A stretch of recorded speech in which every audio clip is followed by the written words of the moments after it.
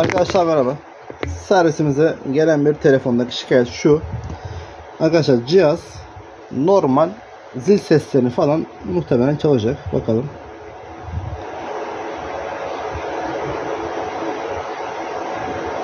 Evet, onlar da çalmıyor. Dur bir dakika, şunu deneyelim. Şimdi bakın, YouTube'da ses gelmediğini söyledi arkadaş, tamam mı?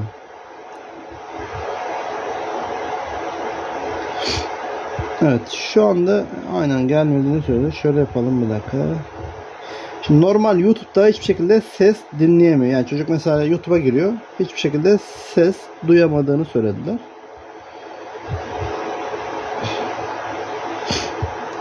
Bakın, bütün her şey açık olmasına rağmen ses çıkmıyor arkadaşlar. Ben şimdi size bir şey göstereceğim. Bakın, bazı cihazlarda oluyor. Yok. Bazı cihazlarda zil sesi çıkıyor mesela. Bunda olmadı ama. Mesela zil sesi çıkıyor arkadaşlar ama YouTube'a girdiğin zaman YouTube hiçbir şekilde sesi dışarıya vermiyor. Şimdi burada bakın şöyle, ya da işte konuşmaya aldığın zaman kulaktan ses gelmiyor, karşıya ses gitmiyor gibi bir problem çıkıyor ortaya. Şimdi bakın mesela, bak. Normalde ses gelmesi gerekiyor ama gelmiyor. Bakın ne çıkıyor, buradaki ikona bakın. Bakın, medya oynatıcısı gibi bir işaret çıkıyor. Normalde ses gelmesi lazım. Bakın. Buradaki turuncu da olabiliyor bazen. Bu şekilde mavi renk de olabiliyor. Normal şartlarda bunun böyle şekli böyle değildir. Bunun sebebine gelince arkadaşlar, şimdi bu şu anda cihaz, hiç farkında değilsiniz ama bu cihaz arkadaşlar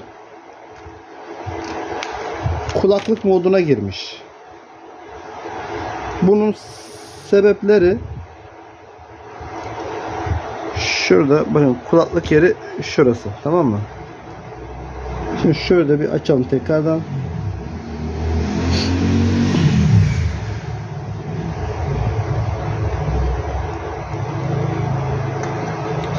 Bu arkadaşlar şöyle oluyor genelde.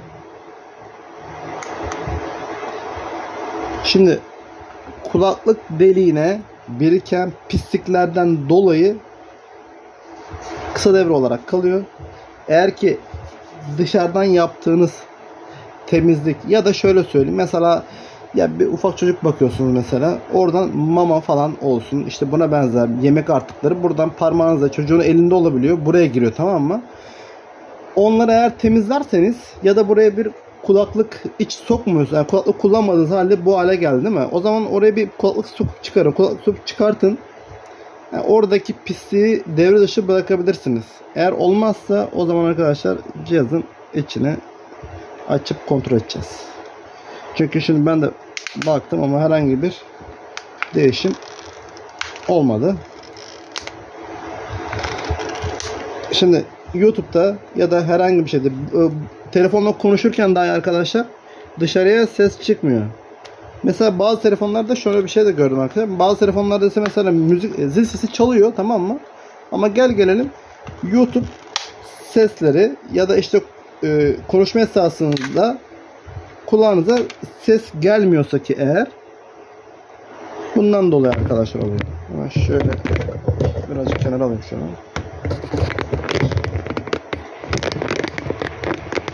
Şimdi şöyle yapalım, çünkü ben de inceleyeceğim. Öncelikle şunları çıkaralım. Daha sonra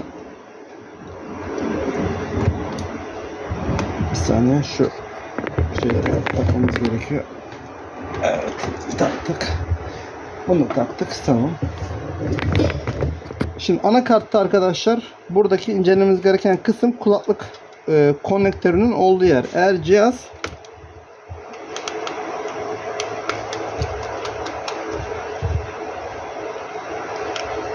cihazın içine su kaçmış olabilir, ya dediğim gibi arkadaşlar, evde çocuk bakıyorsanız ya da çocuk pis elleriyle, yani pis derken yani yemekli elleriyle içine dolabiliyor arkadaşlar bunlar. İlk önce bakacağınız kısım burası. Şimdi açalım, durumuna bakalım. Ben de bilmiyorum açıkçası ne olduğunu. Yani buradaki en kötü ihtimal şöyle bir şey var. Buradaki en kötü ihtimal bacakların olduğu yer ya kısa devreye düşmüştür, ya da oradaki parçalardan bir tanesi sürekli bunu şeye sokuyordur. Şimdi bu tarafta görünüşte bir şey gözükmüyor.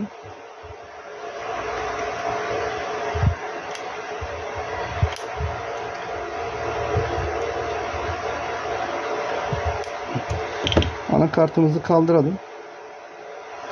Ben de merak ediyorum, ne var bilmiyorum açıkçası. Bir vida var mı? Sağda solda. Bir tane vidamız var. Şunu çıkaralım.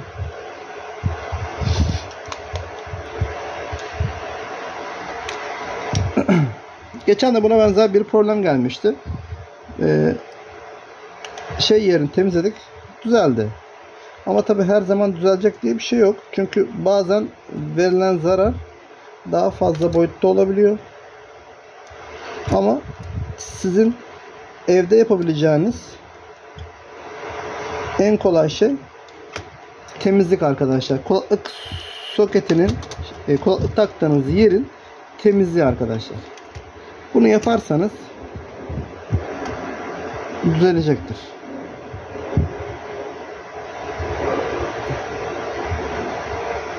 Evet.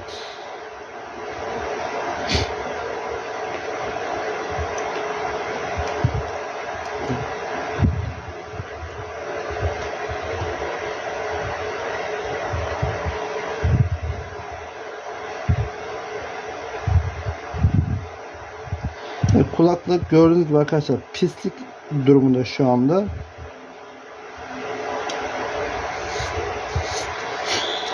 Pislik var. İçini göz atalım biraz. Evet, içinde durumda. Şöyle yapacağız.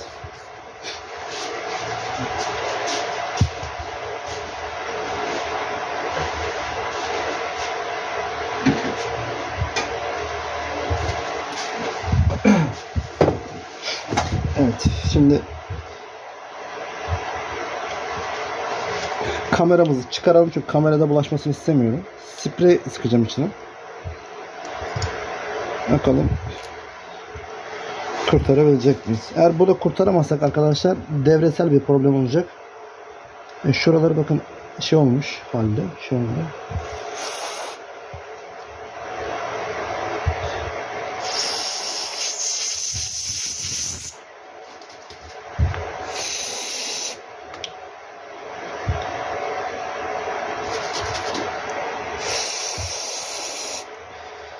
Evet arkadaşlar, şimdi bakın bunu cihaz kapalı konumda yapıyorsunuz.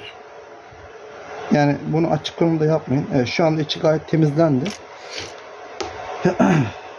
Şöyle yine de ufak bir ya da şey de yapabilirsiniz arkadaşlar. Kulak çöpü girebilirse içine şöyle temizlemek amacıyla o da olabilir. Bakalım giriyorsa onu yapacağız. Öncelikle şöyle temizleme spreyimizi sıktım. Eğer içine girerse, yani biraz daha küçük boyutta olsa girecek. Biraz boyutu büyük ya da bunun biraz daha küçüğü varsa içine sokabilirsiniz arkadaşlar.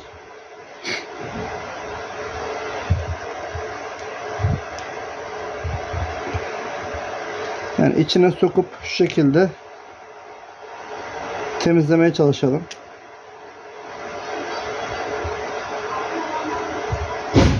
Evet, içi biraz temizlendi açıkçası.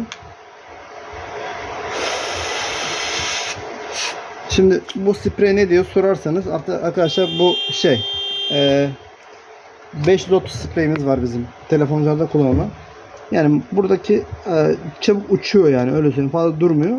O yüzden uçucu bir ürün. Temizlik için kullanılabilir.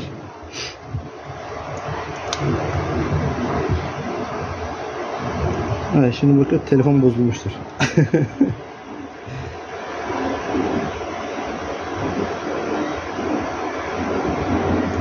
Evet, cihazımız açıldı arkadaşlar. Arkadaşlar şunda bu nedir ya? Bir de arkadaşlar şöyle söyleyeyim.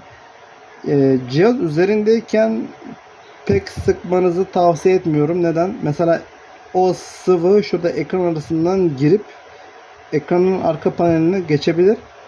Buna dikkat edin. Ya çok güvenlik önlemleri almadan kapalıyken yapacaksanız ya şunun biraz daha incesini bulup o spreyi buraya sıkarsınız, tamam mı? İçinde böyle temizlik aşaması yaparsınız ama içinde kalıntı bırakmayacak bir şey olsun arkadaşlar. Şimdi bakalım durumu ne? Düzeldi mi düzelmedi mi bilmiyorum. Eğer bu yaptığımız işlemden sonra gene düzelmezse buradaki arkadaşlar şöyle bir durum olacak.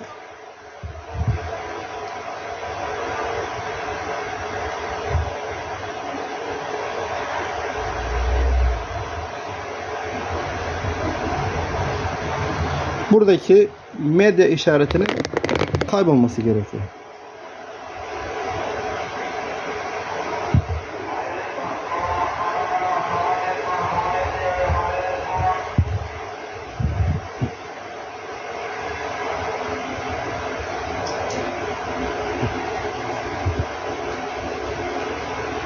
Şöyle bir deneme yapalım. Arkadaşlar yine hala medyada kalmış maalesef.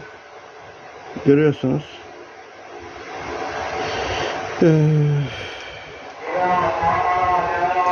Bu durum arkadaşlar eğer başınıza geldiyse yapacağınız çözüm budur. Eğer bunları da bunları yaptığınız halde olmuyorsa maalesef arkadaşlar teknik servis hizmeti almanız gerekecektir. Anakart üzerinde kısa devre olmuş bir parça mevcut olabilir. Buna istinaden de sürekli cihaz kulaklık takılı modunda kalacaktır. Bunu arkadaşlar sizin yapacağınız bir şey değil. Bunu servislere verirseniz işiniz çözülecektir arkadaşlar. Başka yapacağınız bir şey var mı? Evet. Durum bundan ibaret arkadaşlar. Bundan sonrası bize kalıyor. Anakart tamirine bakalım şimdi arkadaşlar. Sizin yapacağınız kısmı anlattım. Çözülüyorsa bu şekilde çözebilirsiniz. Sıfırla diyelim.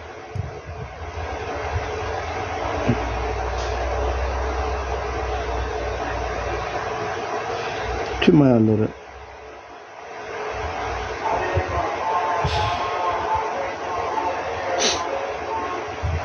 ayarları arkadaşlar sıfırladım ben.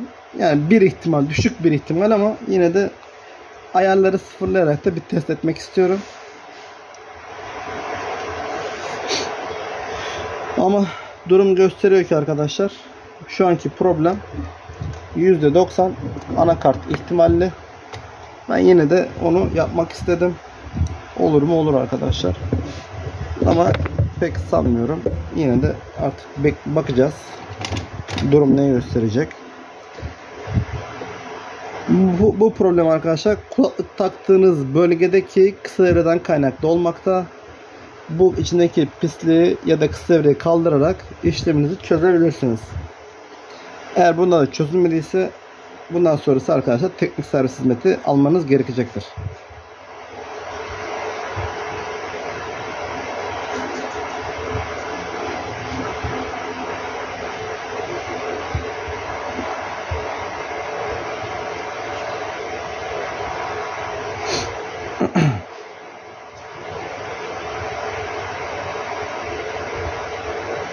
Son bir yapalım.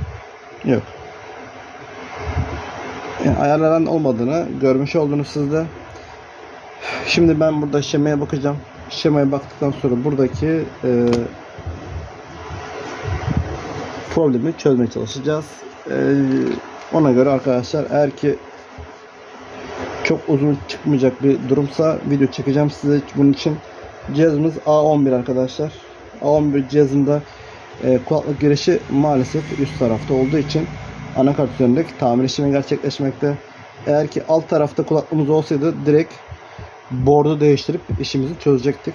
Ama maalesef bu şekilde olmuyor. Eğer sizin cihazınız A11 değil de başka bir cihazsa kulaklık soketi aşağıdaysa direkt temizliğinizi yaptığınız olmadı. Direkt arkadaşlar board'u değiştirerek çözüme kavuşabilirsiniz.